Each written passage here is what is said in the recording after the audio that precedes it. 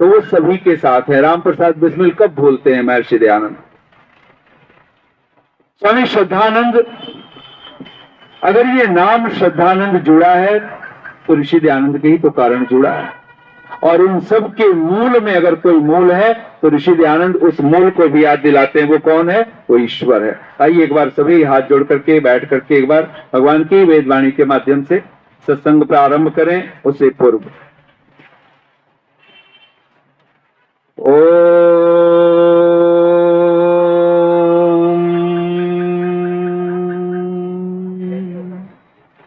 मदो मन्मे निक्रमणम् मदो मन्मे परायणम् वाचा वदामि मधुमत् भूयासं मधुसन्दृशः।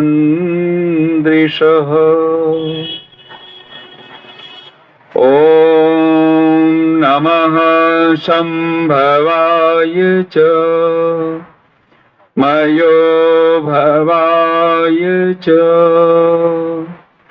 नमः शङ्कराय च मयस्कराय च नमः शिवाय च शिवतराय च। ओम शांति शांति शांति।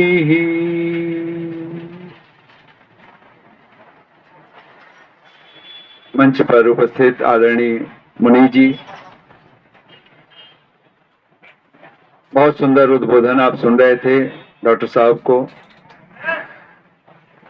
और ये कार्यक्रम आप लोगों का यज्ञ याग का आर्य समाज जो बादशाहपुर का है, गुड़गामा का, उसके तत्वावधान में चल रहा है। और ये आप सब लोग, मैं जहाँ सुन रहा था मुनि जी से कि आप लोग सोनीपत से आदि से भी बहुत सारी संख्या में आए हुए हैं, तो आप सबको बहुत बहुत साधुवाद। उपस्थित धर्मप्रिय सज्जनों, मातृशक्ति, सभी अधिकारी वर्ग, महिला समाज, पुरुष समाज, सभी गणमान्य जन और उपस्थित सभी धर्मप्रिय सज्जनों, मातृशक्ति, हम लोग इस समय जिस श्रद्धा के साथ बैठे हुए हैं,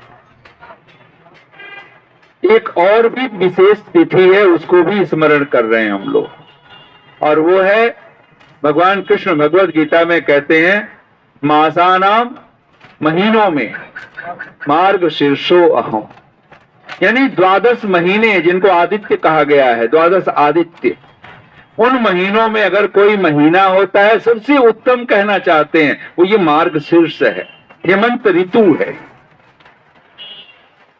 और ऐसी ऋतुओं में कहते हैं कि एक वाणी का भी जन्म हुआ है, और वो है भगवत गीता।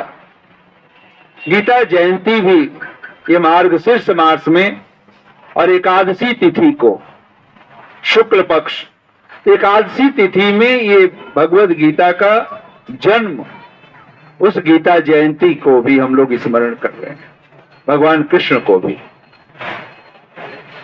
महर्षि देव दयानंद की अगर कहें पूरी धरोहर को आत्मसात किया किसी महापुरुष ने आर्य जगत में, तो वह विभूति कोई और नहीं, वह अमर हुतात्मा स्वामी श्रद्धानंद जी। कहते हैं उनका एक नाम हम सब जानते हैं, मुंशी राम, लेकिन उनके बचपन का एक बहुत प्यारा नाम था और उस नाम को ही उन्होंने सार्थक कर दिया है, और वो नाम था बृहस्पति। महर्षि देव दयानंद जिस आर्ष विद्या को चाहते थे समाज में प्रतिष्ठित देना, क्योंकि आचार्य शब्द, गुरु शब्द जो आता है, वो बिना गुरुकुल के संभव नहीं हो सकता है।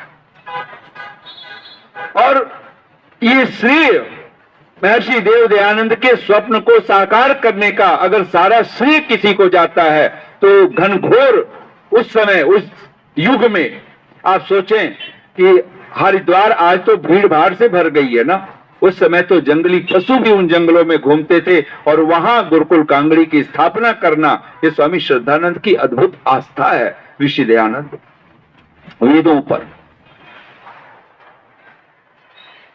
कुछ लोग हैं जो अपने ही गमों के गीत गाते हैं और कुछ लोग नहीं हैं, हम सब लोग हैं। कुछ लोग हैं जो अपने ही गमों के गीत गाते हैं, होली हो दिवाली हो सदा मातम मनाते हैं, पर उन्हीं की रागनी पर झूमती है दुनिया जो जलती चिता पे बैठ के बीना बजाते हैं। और ये दोनों घटनाएं जहां महर्षि देवदयानंद के जीवन में भी घटित होता है। कहीं उन संगीनों के आगे छाती खोल करके खड़ा हो जाने की हिम्मत, साहस भी अगर किसी में है, कहते हैं ना जब वो सैनिक चांदी चौक पर, तो स्वामी श्रद्धानंद अपना सीना लगा दिए थे संगीन के साथ, कोई भय न था चेहरे। और अगर आप देखें भगवत गीता की भाषा में, ऋषि तो बोलते ही हैं, लेकिन भगवत गीता में भगवान कृष्ण कहते हैं द्वौ भूत सर्गौ लोके, आप सब बोलिए एक बार, द्वौ भूत सर्गौ लोके अस्मिन दैवः आसुर एव च, यानी मनुष्य समुदाय इस पूरी धरती पर दो ही प्रकार का है, दो ही प्रकार का है। एक दैवी संपदा वाला है तो दूसरा आसुरी संपदा वाला है। हम तीसरा बीच में बना लेते हैं, कुछ देवता हैं कुछ असुर हैं, ऐसा नहीं चलने वाला है। या हम पाप करते हैं या हम पुण्य कर्मा होते हैं, ये दो ही ढंग होता है। और भगवान ने खुद वेद में भी इसी भाषा को जैसे कहा हो, और वो मंत्र भी आप सब एक बार भगवान की वाणी में बोलिए, विजानी आर्यान ये च दस्यवः, यानी दो ही कोटि है, एक आर्य है दूसरा दस्यु है। अगर हम आर्य नहीं हैं तो वेद कहना चाहता है फिर हम दस्यु हैं। और दस्यु के, अगर आप आर्याभिविनय ऋषि दयानंद का ग्रंथ पढ़ें, आपको उसमें इतने अर्थ, आपको दस्यु, एक सा अर्थ तो हम सबको पता है, दस्यु का अर्थ होता है डाकू लुटेरा, लेकिन वहां नास्तिक भी अर्थ है, वहां धर्म रहित, यानी इतने अर्थ हैं। आप जितने भी दुष्टता के अर्थ हो सकते हैं वो सब, असुर राक्षस पिशाच दुष्ट जो भी कहना चाहते हैं वो सब एक शब्द में अगर आप कहना चाहें तो दस्यु सब। और हम सब अगर आर्य नहीं है तो फिर दस्यु हैं, अगर देवता नहीं है तो फिर असुर हैं। और इसी बात को भगवान कृष्ण भगवत गीता में कहते हैं दैवः आसुर एव च, एक दैवी संपदा वाला होता है और एक आसुरी संपदा वाला होता है। जो दैवी संपदा जिसके पास है, भगवान उसके 26 गुण गिनाते हैं भगवान कृष्ण भगवत गीता में, 16वां अध्याय पहला ही श्लोक, पहला दूसरा तीसरा। और वहां अगर आप पहला ही शब्द जब आप पढ़ेंगे तो वहां पे पहला शब्द क्या है दैवी संपदा का? अभयम। बोलिए अभयम, सत्य संशुद्धि। उसके बाद तो बहुत सारे लक्षण है, ज्ञान योग व्यवस्थिति, उसमें स्वाध्याय भी है, यज्ञ भी है, और अंतिम में जाकर के नाति मानिता। पहला शब्द है अभयम। अगर आप दैवी संपदा वाले हैं, आपके पास एक चीज आ ही जानी चाहिए और वो है भय रहित होना।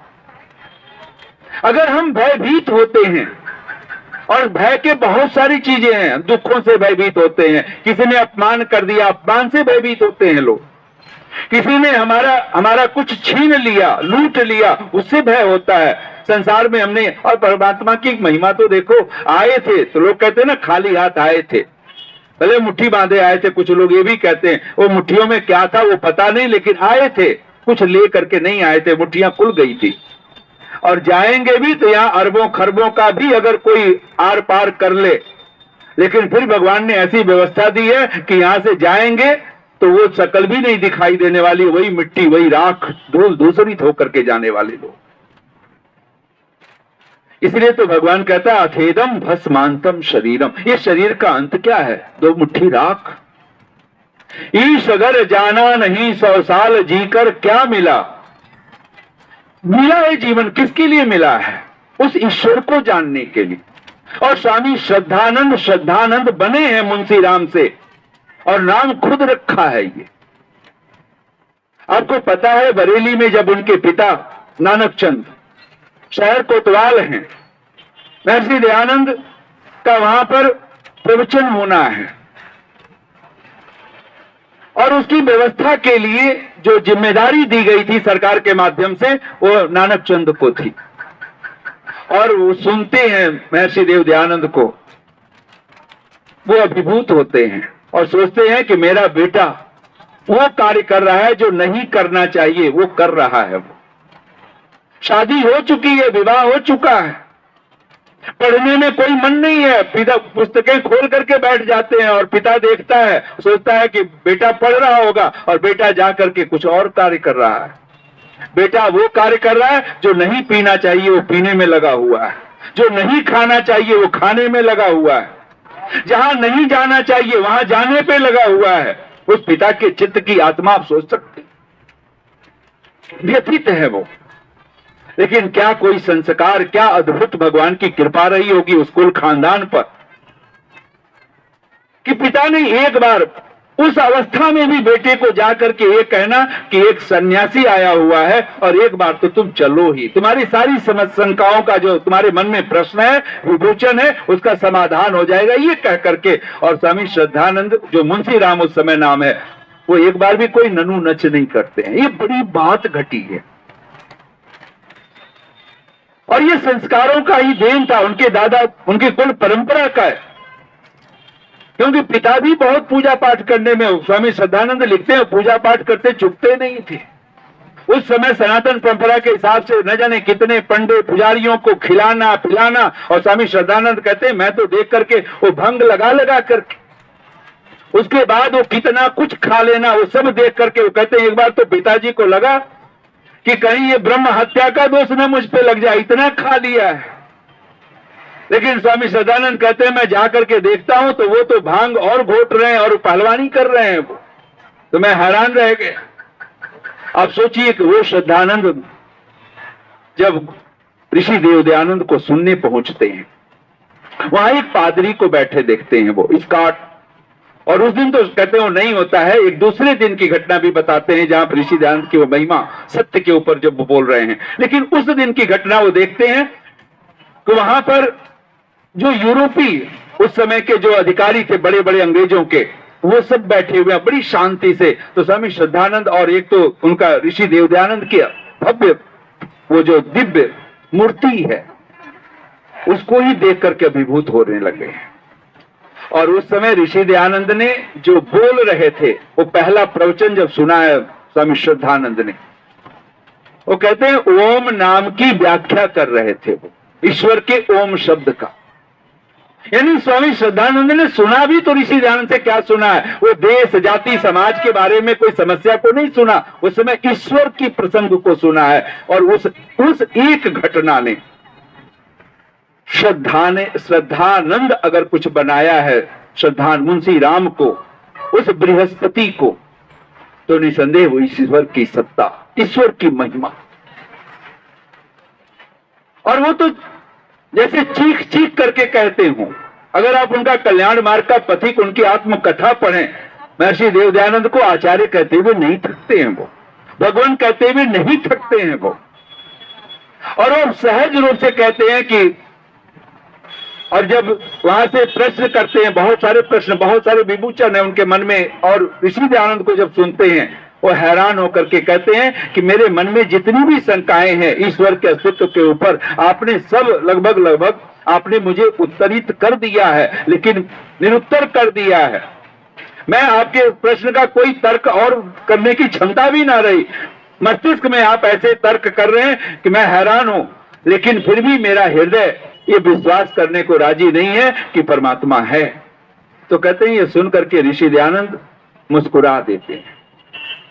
और आप सबको पता है कि ऋषि दयानंद फिर कहते हैं कि ये काम तो मेरा नहीं है, ये काम किसका है, ये उसी का है। ध्यान देना, ये बहुत पुरानी कहावतें चलती हैं, ये जो दैवी संपदा लेकर के आना, ये भगवान की कृपा भी होती है, बहुत कृपा होती है। बिनु सत्संग विवेक न होई, लेकिन तुलसीदास जी कहते हैं राम कृपा बिनु सुलभ न सोई। ये गोस्वामी जी तो कहते ही हैं, ये ऋषि दयानंद भी कहते हैं। आपने कभी संध्या की है? ऋषि दयानंद की प्रार्थना आप बोलते हो? आपको पता है जब हम संध्या भी बैठे हुए कर रहे होते हैं और ऋषि के शब्दों में क्या संध्या करते हैं, क्या प्रार्थना करते हैं? ये बोलिए एक बार आप सभी, हे ईश्वर दयानिधे भवत कृपया। ये जो हम जप कर रहे हैं, उपासना कर रहे हैं, उपासना आदि कर्मणा किसकी कृपा से कर रहे हैं? भगवत कृपया। अगर आपकी कृपा न हो तो ये जप, उपासना, संध्या, यज्ञ कुछ भी संभव नहीं हो सकता। इस जगत में जो भी शुभ मिलता है, ध्यान देना, वो परमात्मा की कृपा है। वहां पुरुषार्थ हमारा नगण्य सा है, जीरो, कुछ भी नहीं है वो। और ये एहसास हो जाए तो बात बनी। ईश अगर जाना नहीं 100 साल जीकर क्या मिला, खुद को पहचाना नहीं 100 साल जीकर क्या मिला। बाधी गठरी धन माल की, यही आउटर वेल्थ, जो कुछ भी लेकर के जाने वाले नहीं है। कितना भी हेरा फेरी कर लें, कितना भी लूट लें, कितना भी जमाखोरी कर लें, सब यही का यही, और फिर अंत में तो 2 मुट्ठी राख होकर के उड़ना है। कहते हैं ना, फिकर थी जिनको कल की वो रात भर रोए। फिकर थी जिनको कल की वो रात भर रोए, भरोसा था जिन्हें रब पर वो रात भर सोए। एक कोई रात रो रो करके बिता रहा है अथवा नशे कर करके सो रहा है, कोई ट्रैंक्विलाइजर ले रहा हो, क्या फर्क पड़ता है। और कोई है सुख की चैन की नींद लेता है। और भगवान कृष्ण भगवत गीता में कहते हैं अशांतस्य कुतः सुखम। जो अशांत है उसको सुख कहां। निसंदेह। और हम लोग अगर कहें तो हम लोग तो हर बात में अगर कोई प्रार्थना करते हैं, अगर आप पूरा मंत्र पाठ न भी करो, देव शांति अंतरिक्षम शांति, तो 3 बार तो हम बोलते ही हैं, ओम शांति शांति शांति। महर्षि कपिल का सूत्र यही प्रारंभ होता है। अथ, बोलिए एक बार आप सभी, अथ त्रिविध दुख अत्यंत निवृत्ति ही अत्यंत पुरुषार्थ। ये जो त्रिविध दुख है, आदि आध्यात्मिक, आदि भौतिक, आदि दैविक, इन तीनों तरह के दुखों से निवृत्त हो जाना, मुक्त हो जाना, जीते जी। इसलिए ऋषि दयानंद हमारा मरने के बाद मोक्ष की बात नहीं मानता है। हम लोग रोज संध्या में, प्रातः काल भी संधि वेला में संध्या करते हैं, उपासना करते हैं, भगवान की स्तुति करते हैं, प्रार्थना करते हैं, सांझ भी करते हैं। और दोनों क्षण क्या प्रार्थना करते हैं? हे ईश्वर दयानिधि भवत कृपया अनेन जप उपासना आदि कर्मणा धर्म अर्थ काम मोक्षाणाम। कब मांगा है? अद्य, आज, कल, स्वः नहीं, सद्यः। सद्यः का अर्थ होता है इमीडिएटली, अभी, इसी क्षण, तत्क्षण। यानी आप कल्पना तो करें हम भगवान की। अगर आज धर्म नहीं है, अगर आज अर्थ नहीं है, अगर आज कामनाएं हमारी पूरी नहीं हो रही हैं, अगर आज हमें मोक्ष में नहीं है, तो फिर कभी मोक्ष में नहीं होने वाला। आज ही दुखों से छूटना है, अभी छूटना है। और ये भगवान की कृपा से आज अभी इसी क्षण होता है, घटती है घटना। और ये सचमुच हुआ तो है, किसी श्रद्धानंद के साथ हुआ है। जो ऋषि कह देता है ये काम उसी का है, और उसने भगवान ने कर दिया है। ऐसा नहीं कि ऋषि को सुनने के बाद उन्होंने सब बुरे व्यसनों से छूट गए थे, नहीं छूटे थे वो। एक जगह तो लिखते हैं कि मैं कुछ मित्रों के साथ, वो पार्टी, उनका जो आजकल पार्टी बोलते हैं, ऐसे कुछ मित्रों के संग साथ बैठे हुए हैं और खाना पीना हो रहा है।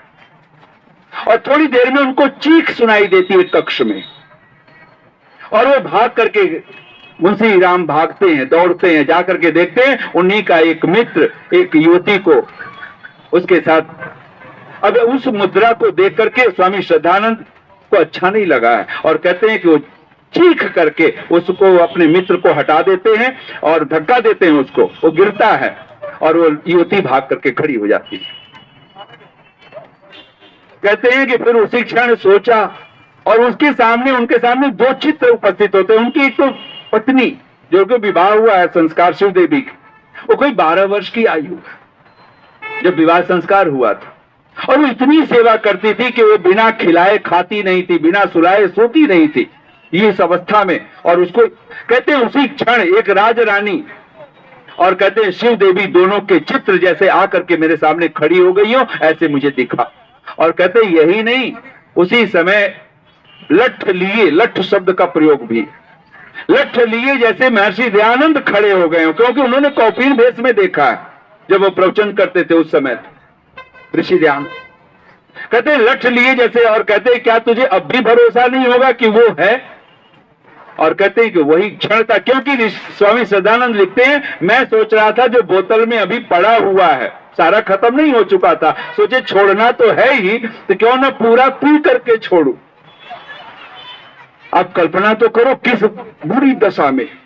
लेकिन कहते हैं कि वो ऋषि दयानंद का लठ उनको दिखाई दिया, और थोड़ी देर बाद आंख मल करके वो हटाते, देखते तुम्हारा ना ऋषि दयानंद दिखाई देते, न शिव देवी दिखाई दे रही है, न राजरानी दिखाई दे रही, और वो बोतल उठा करके दीवार पर फेंक दिया। ये जीवन छोटा है अद्भुत रूप से। ईश अगर जाना नहीं 100 साल जीकर क्या मिला, खुद को पहचाना नहीं 100 साल जीकर क्या मिला, बांधी गठरी धन माल की हमने अंतिम श्वास तक, सोचें तो सही साथ जब जाना नहीं फिर बोझ ढोकर क्या मिला। अच्छा आप सब जानते हो ना, यहां हम सब राही हैं, हम सब पथिक हैं। यहां पर मानो कि ना मानो, नाम रखो अपने नाम के आगे पथिक, ऐसा थोड़े ना कि सत्यपाल पथिक ने पथिक रख लिया तो वही पथिक थे, हम नहीं, ऐसा नहीं है। कोई मुसाफिर रख दिया, कुंवर सुखलाल मुसाफिर, तो वही मुसाफिर है, हम मुसाफिर नहीं है, नहीं। और कहते हैं अगर यात्रा में हो तो सामान जितना कम हो उतनी ही सुखद यात्रा होती है। यानी सब ये भी हाथ आपका सामान पकड़ा हुआ, ये भी हाथ सामान पकड़ा हुआ, कंधे पे भी लादे हुए हो, सिर पे भी लादे हो, पीठ पे भी लादे हो। अब सोचो तो सही फिर दशा क्या हो। और हम लोग तो सराय में तो रह सकते हैं, जहां 2 दिन 2 रात बिताओ कि 3 रात बिताओ। ये 100 वर्ष की जिंदगी एक सराय से बढ़ करके कुछ नहीं है। और ये भी 100 का कुछ पक्का थोड़े नहीं, अस्वस्थे वो निशदन। श्वासों का भरोसा क्या, रुक जाए कब कहां पर, श्वासों का भरोसा क्या, रुक जाए कब कहां पर, जलते हुए दिए का भरोसा क्या, बुझ जाए कब कहां पर। ये जलता हुआ दीपक आज अभी है और कब बुझ जाए कुछ पता तो नहीं, श्वासों का कुछ पता तो नहीं है। ये श्वास शब्द के साथ एक शब्द और जोड़ दो और वो है विश्वास। स्वामी जी श्रद्धा किसको कहते हैं? महर्षि देव दयानंद। आप बोलिए एक बार, ईश्वर सत्य धर्म आदि गुणानाम उपरि अत्यंतम विश्वास श्रद्धा। 3 के ऊपर अगर आपका अत्यंत विश्वास है और इस विश्वास को जी करके सचमुच में दिखलाया है, तो जीवंत प्रतिमा अगर आपको कहें महर्षि देव दयानंद के बाद अगर कोई है दूसरा अस्तित्व में आर्य जगत में और हुई वो महात्मा विभूति, तो महर्षि स्वामी श्रद्धानंद जी महाराज। पहला ईश्वर, और ये 3 में ही सब कुछ है। आदि का अर्थ एक तो है कि ईश्वर सत्य धर्म आदि, यानी और भी कुछ बचता हो नहीं, इन 3 में ही सब समाहित है। ईश्वर सत्य धर्म आदि गुणानाम उपरि अत्यंतम विश्वास श्रद्धा। ये महर्षि दयानंद के शब्द हैं, ऋग्वेदादि भाष्य भूमिका। 3 पर आपको आंख मूंद करके भरोसा करने की जरूरत है। पहला ईश्वर के ऊपर, इसीलिए ऋषि दयानंद ने तो यहां तक लिखा है अपने वेद भाष्यों में कि भूल करके भी कभी नास्तिक पक्ष का आश्रय लेकर के ईश्वर का अनादर नहीं करना चाहिए। अगर आप इसको देखें तो संदर्भ होगा ये त्र्यंबकम यजामहे, जो 3रा अध्याय का 62 और 63 दोनों मंत्रों में ऋषि दयानंद वहां पे लिखते हैं जो ईश्वर का अनादर करता है उसका सर्वत्र अनादर होता है। और अनादर का अर्थ केवल ये मत सोच लीजिए अनादर तो वो है कि फिर उस दुख से निकलना आसान नहीं होता, हम पार नहीं पार पाते। ये जो भगवत गीता में भगवान कृष्ण दैवः आसुर एव च, जो दैवी संपदा वाला है वो अभयम, अभय की संपत्ति लेकर के वो खड़ा होता है। और ये दैवी संपदा है, वो भयभीत नहीं होता है। लेकिन एक और अर्थ निकाल लीजिए, साधु सज्जन, कोई देवता है, कोई धर्मात्मा है, उस जगत को अगर कोई सबसे बड़ा दान देता है तो जानते हो क्या दान देता है? बोलिए, अभय दान। आजकल तो हम सब, आप सोचते हो आतंकवादी वो अफगानिस्तान में है, काबुल में है बैठे हुए, ऐसा मत सोचना। वो कहीं बॉर्डर दुश्मन चाइना में है, वो पाकिस्तान में है, ऐसा नहीं है। हमारे घर में, परिवार में, समाज में, राष्ट्र में आप न जाने कितने हिटलर, कितने मुसोलिनी, कितने ओसामा, कितने और दूसरे ये तालिबानी बैठे हुए हैं, आप कल्पना नहीं कर सकते।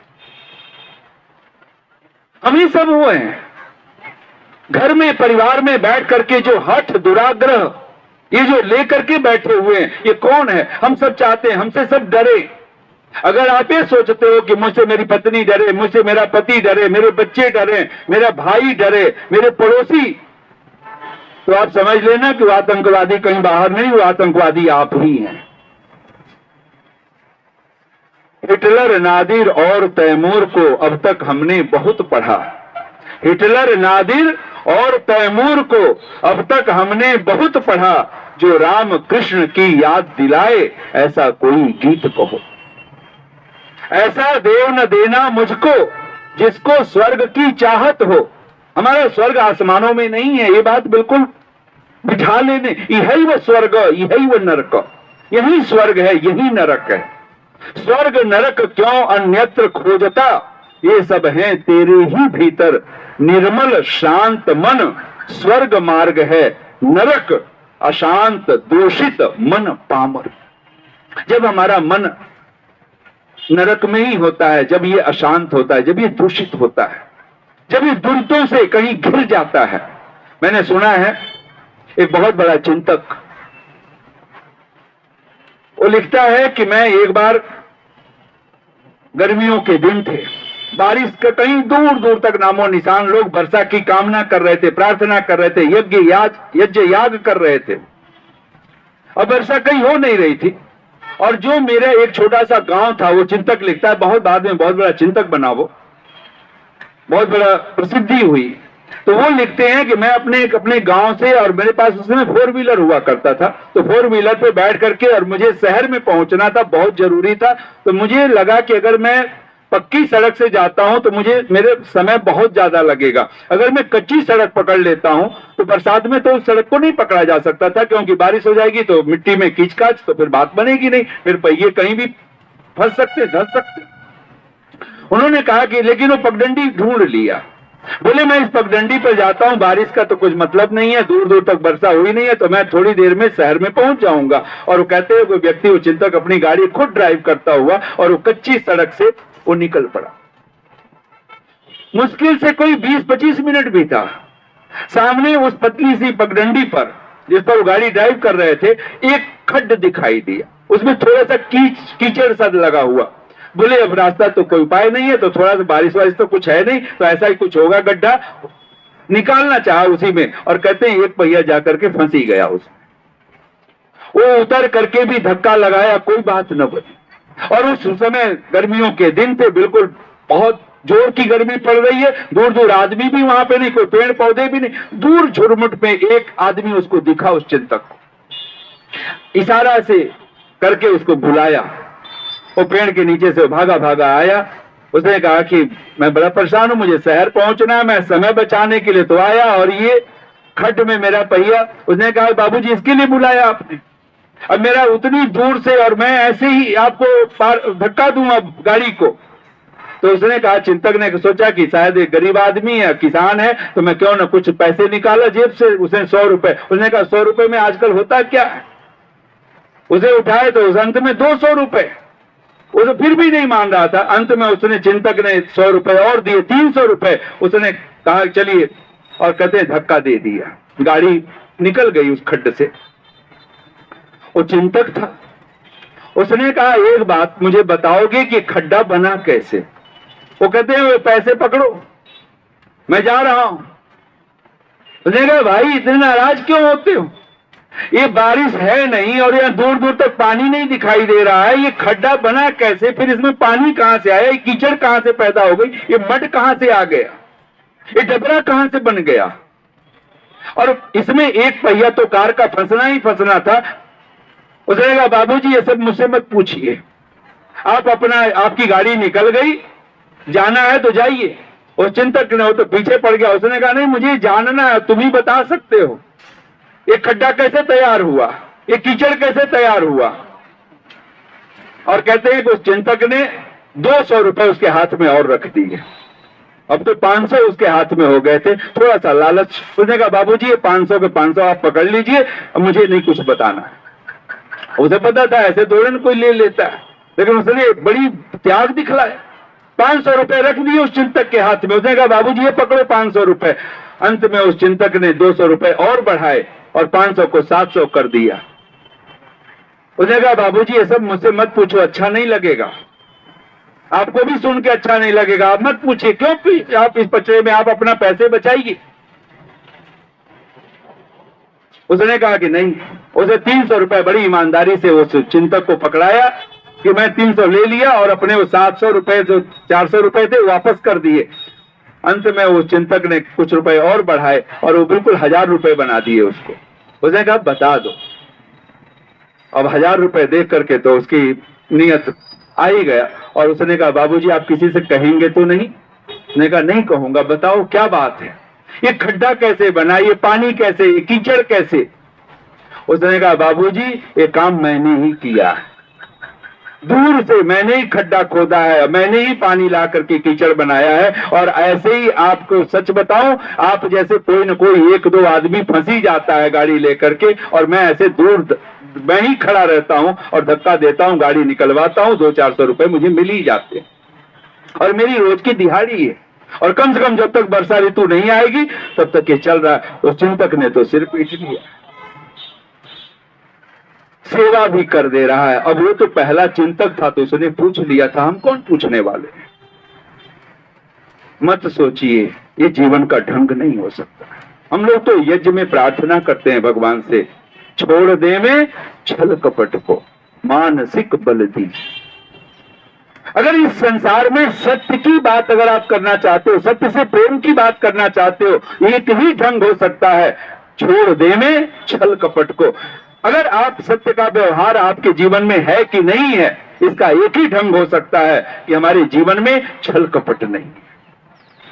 आप सब बोलिए एक बार, सहयज्ञाः प्रजाः सृष्ट्वा पुरोवाच प्रजापति अनेन प्रसविष्यध्वम् एष वो अस्तु इष्ट काम धुक। और ठीक इसी का मानो अनुवाद हम लोगों की यज्ञ प्रार्थना में है, कामनाएं पूर्ण होवे यज्ञ से नर नारी की। और इसी को मानो आशीर्वादात्मक वचन में भगवान की वेदवाणी में हम लोग बोलते हैं, सत्याः सन्तु यजमानस्य कामाः। पूरी भगवत गीता को 2 शब्दों से आप जोड़ सकते हो, एक योग और दूसरा यज्ञ। भगवान कृष्ण 18वें अध्याय में भी यज्ञ को नहीं छोड़ते हैं। जैसे हर अध्याय का योग नाम है, और आपको पता है 3 ही तो योग है, 3 ही तो यज्ञ हैं। बोलिए एक बार, ज्ञान योग, कर्म योग, उपासना योग, भक्ति योग जिसको बोलते हैं, यही तो बोलते हैं ना, ज्ञान योग, कर्म योग, उपासना योग, भक्ति योग। ज्ञान यज्ञ, कर्म यज्ञ, उपासना यज्ञ, जिसको ब्रह्म यज्ञ हम लोग बोलते हैं। यानी योग और यज्ञ ये पर्यायवाची शब्द हैं। और भगवान कृष्ण कहते हैं सह यज्ञा प्रजा सृष्ट्वा। और ध्यान देना, एक शब्द जो सबसे महत्वपूर्ण है, जो आज्ञा शब्द हम लोग बोलते हैं हिंदी में और संस्कृत में बोलते हैं आज्ञा। जो आज्ञा शब्द बोलते हैं, आज्ञा का अर्थ होता है वो हमें ही करना होगा, वो भगवान नहीं करने वाला है। अगर ये हवन करेंगे तो हमें ही करना होगा। भगवान ऐसा नहीं है सामग्री ला करके और वो बैठ करके हवन करना। वो हवन कर रहा है सूर्य को उगा करके, वो हवन कर रहा है वायु को बहा करके, वो पृथ्वी जल अग्नि, वो विश्व ब्रह्मांड पूरा हवन कर ही रहा है। लेकिन हम मनुष्यों के लिए, और आपने कभी ख्याल किया हो पशु पक्षियों को देखना, अगर वो कहीं मल मूत्र भी विसर्जित करते हैं, गांव में तो हमने देखा, तो शहर के कुत्ते हमारी भाषा में चल रहे हैं, वो अब आप इंग्लिश में देखो ना तो कुत्ते भी क्या कुत्ता कह ही नहीं सकते हैं, वो डीओजी साहब कहना पड़ता है, क्योंकि वो डीओजी साधारण नहीं है, वो जीओडी का बिल्कुल विपरीत है, जीओडी डीओजी। लेकिन अगर गांव में जाके देखें तो अगर वो मल मूत्र अगर आप गाय अगर किसी आप इस श्वान को देखिए, किसी कुत्ते को देखिए, तो वहां पर मिट्टी खोद करके अपने मल को ढक देता है। लेकिन शहर के कुत्ते वो काम करने वाले नहीं, वो बड़े आराम से पार्कों में आप चलते हो, आपको पता ही होगा, कुछ भ्रमण करने निकलो तो आपको सब देख सकते हो। अब उनको भी वो क्यों पथरीली जगह पे पैर मारे, उनको भी तो समझ में आ गया, इतना ज्ञान तो उनको भी हो चुका है। मिट्टी में पैर मार सकते हो, पार्क में मार सकते हैं, लेकिन अब उनका भी पूरा हो गया। अब एक बात अपने मस्तिष्क में, बिल्कुल एक बात हम मस्तिष्क में बिठा करके रखें, भगवान ने यज्ञ के साथ में पैदा किया है, और मनुष्य ही है जो भगवान को समझे तो समझे और न समझे तो न समझे, समझे तो देवता बन जाए और न समझे तो असुर बन जाए। और असुर की पहली संपत्ति क्या है भगवान कृष्ण की, आपको किसी को याद हो? मैं परीक्षा नहीं ले रहा हूं, कोई बोल सकता है। दैवी संपदा में पहली संपदा है अभयम, भय रहित होना, और किसी को भय न देना, ये ध्यान देना सबसे पहली संपदा है। मैं भयभीत न हो, ये बड़ी बात नहीं है, मुझसे कोई भयभीत न हो, न घर में, न परिवार में, न समाज में, न राष्ट्र में, न विश्व में, तब समझना आप देवता हो, आप दैवी संपदा को लेकर के बैठे हो। असुरों की पहली संपदा क्या है? भगवत गीता। असुरों की पहली संपदा बोलिए दंभ। पहला क्या है? दंभ। और ये शब्द बहुत ऐसा अपरिचित सा लगता होगा। दंभ का अर्थ वो है जब आप कहते हैं प्रदर्शन करते हैं, दिखावा करते हैं, पाखंड करते हैं, जब आप कहते कुछ हैं, करते कुछ हैं, बोलते कुछ हैं, ये सब का नाम है दंभ। और इस दंभ शब्द का क्या अर्थ होता है? महर्षि चाणक्य कहते हैं दंभेन बिना, बोलिए दंभम बिना यह क्रियते सधर्मः। धर्म ही उसको कहते हैं जहां दंभ नहीं होता है, दंभ, दर्प।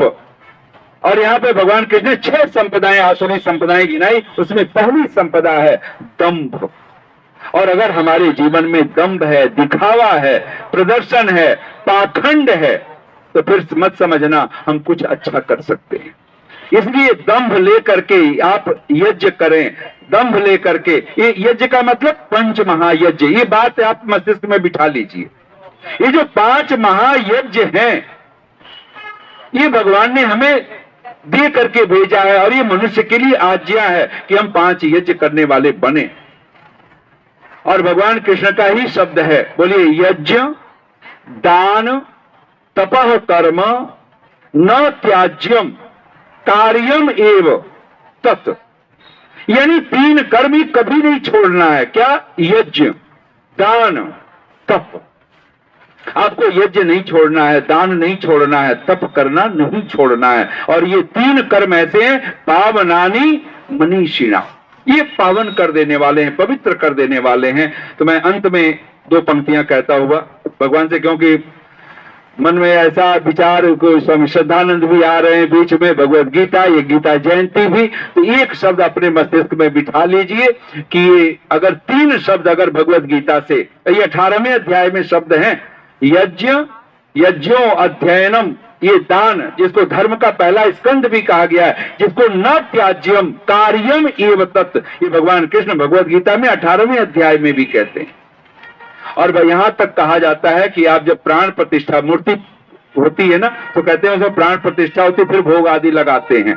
वो कहां तक सच है, कहां क्या नहीं है, मुझे उसमें नहीं जाना, लेकिन इतना पक्का है, तस्मात् सर्वगतम ब्रह्म नित्यम यज्ञे प्रतिष्ठितम। ये जो यज्ञ याग, ये जो आप अग्निहोत्र करते हो, देव यज्ञ करते हो, ये अद्भुत है। अगर आपने अगर 5 महायज्ञों में 2 यज्ञ आप नहीं छोड़ते हो, तो 3 यज्ञ आपसे अनायास होंगे। आपको बहुत पुरुषार्थ करने की जरूरत नहीं है। आपसे अतिथि यज्ञ भी होगा, आपसे बलिवैष्णदेव यज्ञ भी होगा, आपसे पितृ यज्ञ भी होगा, लेकिन कब? जब आपके जीवन में 2 यज्ञ घर करके बैठ जाएं, और 2 यज्ञ हैं, बोलिए ब्रह्म यज्ञ, देव यज्ञ। ईश्वर की उपासना हमसे नहीं छूटनी चाहिए। तो इन 2 पंक्तियों में, आप इन पंक्तियों के साथ ही मैं वाणी को जो विराम देते हुए मैं बोल रहा हूं, स्वामी श्रद्धानंद को भी समर्पित करते हुए, महर्षि देवदयानंद को समर्पित करते हुए, भगवान कृष्ण को समर्पित करते हुए, भगवत गीता को समर्पित करते हुए, और 2 पंक्तियां बोलिए आप सभी, कोई चले चले न चले हम तो चल पड़े, कोई चले चले न चले हम तो चल पड़े। क्यों? कोई चले चले न चले हम तो चल पड़े, मंजिल की जिसको धुन हो, मंजिल की जिसको धुन हो, उसे कारवां से क्या। वो भीड़ चाल नहीं देखता, वो भीड़ भाड़ नहीं देखेगा कि और लोग चलें तो मैं भी चलूं। वो तो इतना ही जानता है, कोई चले चले न चले हम तो चल पड़े। रात को तब इस सारे साधु संत ऋषि मुनि श्रद्धानंद दयानंद एक ही संदेश देना चाहते हैं, और वो कहते क्या है, उन्होंने किया क्या है, हम उनके दुश्मन क्यों बन गए। कोई अब्दुल कोई चाकू मार देता है, क्यों मार देता है। कोई ऋषि दयानंद को जहर पिला देता है, क्यों पिला देता है। तो कहते हैं रात को, एक पंक्तियां बहुत ध्यान से आप बोल लीजिए एक बार सभी, रात को रात कह दिया मैंने, रात को रात कह दिया मैंने, सुनती ही बौखला गई दुनिया। रात को रात कह दिया मैंने, सुनते ही बौखला गई दुनिया। इतनी शांति और प्रेम से आप सबने सुना। बहुत बहुत साधुवाद, बहुत बहुत धन्यवाद। ओम शम।